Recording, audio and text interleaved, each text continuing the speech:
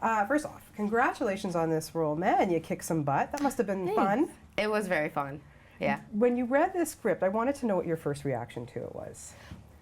My knee-jerk reaction was I didn't even read the script, and it was Denzel Washington, Gary Oldman, and the Hughes brothers, and I was like, sign me up.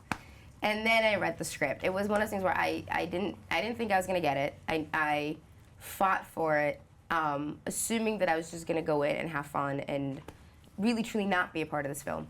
I thought the script was brilliant. I thought that the actors that were in it were truly a dream come true. I mean, it would have been silly for me to pass up this opportunity, but the fact that I got to do it baffles me.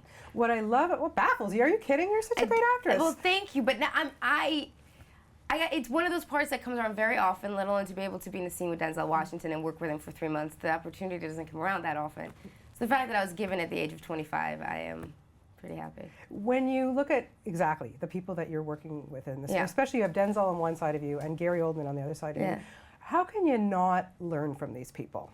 You have to be an idiot to just not. You learn by just observing. It's not even conscious to you. You just watch them work and how they interact and how they are with the crew and each other and how they respect the process and the characters and the script. You learn, absolutely. Yeah, and what I like about Solara is when we first meet her, she's a bit timid. You don't know what to think about her, but this character really grows throughout as we get to meet her. That must have been a great challenge for you, I think. Well, it was a challenge, and it's also a privilege because very rarely do you get to, like, females in films now tag along onto the male. The male goes through the journey and the female follows, is usually how it happens. And so to be given the opportunity to actually go on your own journey in this, and Denzel's character goes on this massive journey, my character evolves and grows and becomes a woman, it was one of those parts that doesn't come around very often. Yeah, and so tell me a little bit about working. Let's start with Denzel Washington, and because you're by his side so much in this film, just, what was it like to watch him work?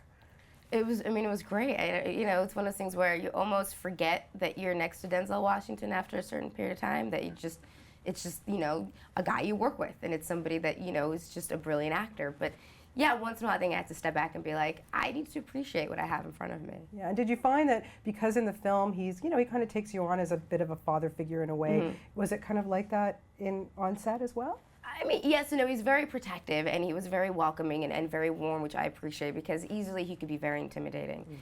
And he made a conscious decision to let this be a very comfortable atmosphere for me and kind of help me learn and grow in the process of the film. So yeah, absolutely. Okay, Gary Oldman, not so nice to you in this movie. No, not so nice in the movie. Character-wise. Yes. But wow, I mean, we're talking veteran here. Yeah. Working with him must have been, and I hear he's a funny guy too. He's very funny. Gary and I had a great time. I mean, I think Gary and I had a lot of good laughs. He's one of the funniest people I've ever worked with, and I think people don't realize that about him. He's also brilliant because as amazing of an actor as he is, he snaps out of it so quickly that it's almost baffling to me how he does it. He truly will be in the scene and he's beating up my mother and hurting this and being so aggressive and so mean in the yell cut, and he starts tap dancing across the set and singing the theme to the Monkees. And I was like, how is this possible? Like, I'm still crying trying to get over the scene, and he's like, we are the Monkees. And I was like, Gary, what are you doing? And that's how he is. He can, but he's so smart. And it's the first time, this is what I think makes Gary brilliant, and this is what I think sets him apart from everybody else. We were shooting a scene, and we finished it, we moved on, we did something else. The next day he came to work, and he was like, you know what, I thought about this, I want to go back and reshoot that scene. I think I can do better. And that never happens. No actor I've ever worked with who's like 24 hours later wants to go back and do the scene because they think they can do it better. He's very meticulous. Very amazing. Yeah. Wow, especially somebody of his caliber. Absolutely. As well. I mean, he's brilliant. Yeah. Shooting conditions had to have been a nightmare. That was the worst part. That's the only bad thing about this, was 3 months in the desert. That was it. How did you survive that? Everybody was in the same boat. If the boat was going to sink, everybody sank with it. It was one of those things where it wasn't glamorous. Nobody had anything special. Everybody was in the same desert in the same sandstorm all together. Yeah, craziness. Let's talk about, just working with the weapons and that type of thing. And are you a good bowler? Because, boy, did you throw that grenade pretty well. Thanks for noticing. Yeah, bowling's on my bucket list. I wanted to perfect it and then score 300. I'm not the greatest bowler, but I have bowled. Weapon-wise, I got to take my gun from Max Payne to Book of Eli, so I was able to shoot my semi-automatic that I was comfortable with, so I was okay. Yeah, that's kind of scary. Yeah. And I'm comfortable with it. Isn't that weird? I know, Yeah. I can now say that I am comfortable with a semi-automatic. Yeah, well, okay. Skills in life. Yeah, exactly. You look good doing it. Does working on a film like this and after reading the script and really just absorbing it and being, living it for the 3 months, does it really make you think about, little things that we do take for granted? Yeah, absolutely. Yes, I think I've always thought about it because I've always wanted. Yeah, I have.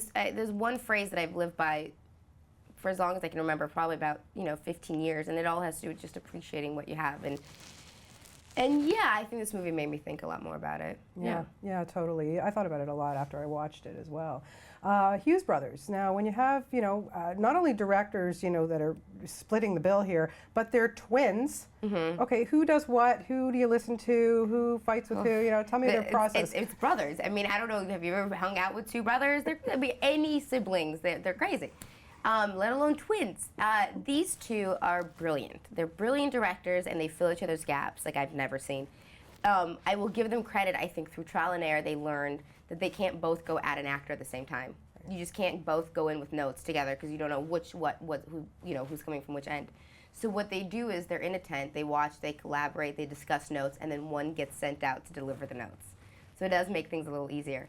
I would say Albert is a little more on the technical side of things, mm-hmm. and Alan's a little more on the dialogue aspect of things. But they both, they both have notes on everything. Brilliant guys. Yeah, very brilliant. I mean, their vision for this film is just insane. Absolutely. Yeah. You have to see these lookbooks. I don't know if anyone's ever seen them, but before the film was done, Albert Hughes created these lookbooks to be passed around, and it was like the vision for the film, and it was just like things he pulled, and Charlie Parrish did it with him, and it was just everything you see in the movie all came from these lookbooks that they put together. Amazing, yeah. Amazing. You're so great. We have obviously grown up watching you do comedy, and you've had now your opportunity to do really some heavy-duty drama. What do you find harder? Drama. Oh, you're so from Canada. Drama. Drama. What can I tell you? What do you prefer? What do you find harder? I think they're all equally as hard. I think that anytime anything becomes easy, it becomes boring. And why be bored? I don't ever want to be comfortable in the genre. Yeah. I don't think I'm that funny. So A, I'm not comfortable in comedy. I don't understand why I keep doing comedy. I really am not that funny. I'm sarcastic. I'm not funny. But I keep getting hired and I won't complain. I'm baffled. I think comedy makes me more nervous than anything else. Yeah, but dear, you just shot a film with Steve Carell and Tina Fey. Need I say more? Listen, I don't know what to tell you. I don't even know how I got that job. None of this makes sense to me. I'm very lucky. I'm very, very lucky. And I'm not saying that I don't work hard because I work my ass off, but I'm very lucky in the things that I've been able to do. But yes, to be in the scene with Tina and Steve, it was crazy. Yeah. I was like a little kid in a candy store. Yeah, I can't wait to see that. Lastly, I do have to mention Family Guy because we do not miss a week in our home. I'm telling you, when I told my son I was talking, he goes, "Oh my God, you're talking to Meg Griffin!" Like seriously, I was so excited. Take me through a table read because I would give $1 million to sit at a table read for Family Guy. How about for free? I'm going to invite you to come to a table read. I would totally. And I'm not kidding. I swear. This weekend's show, the one with the Family Feud, which I know you probably voiced. That was like a year ago. Yeah. I have it on my Facebook, and I get millions of people watching that bonus round. Give Nancy your number. I will call you next time we have a table read that I'm going to. Table reads are on Tuesday mornings at 10 a.m. Absolutely come. You do not need $1 million. Come and hang out. Okay. It is the most fun you're going to have for an hour. I will fly in just for Absolutely. that. I will hold you to it. You are fantastic, and it's such a great opportunity to talk to you. Thank you. Okay. But in all honesty, give Nancy your number. I will call